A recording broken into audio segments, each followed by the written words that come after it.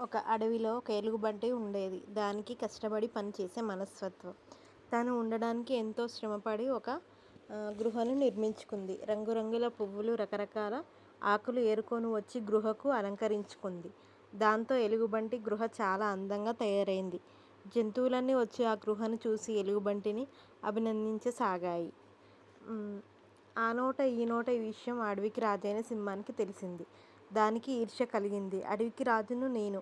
అంత అందమైన గృహ నా దగ్గర తప్ప మరొకరి దగ్గర ఉండడానికి వీల్లేదు అనుకొని వెంటనే ఆ గృహను వెతుక్కుంటూ బయలుదేరింది.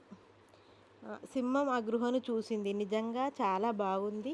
నేను ఇక్కడే ఉంటాను అనుకుంటూ లోపలికి వెళ్ళింది. అక్కడున్న ఎలుగుబంటితో ఇక నుండి ఈ గృహ నాది. నువ్వు బయటికి వెళ్ళిపో. మరో గృహ కట్టుకోపో అని శాసించింది. ఎలుగుబంటికి ఏం చేయాలో తోచలేదు.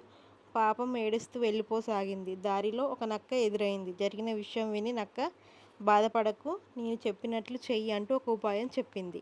మరునాడు ఎలుగుబంటి ఒక సంచి తీసుకొని సింహం దగ్గరికి వెళ్ళింది.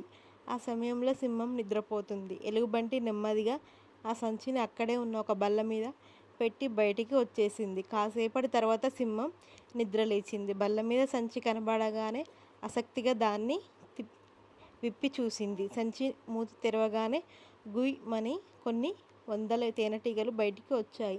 అంతసేపు సంచిలో బంధింపబడి ఉండటం వల్ల అవి చాలా కోపంగా ఉన్నాయి. ఒక్కసారిగా అవి సింహం మీదికి దాడి చేశాయి. వాటిని తప్పించుకోవడానికి సింహం గుహ బయటికి పరిగెత్తింది.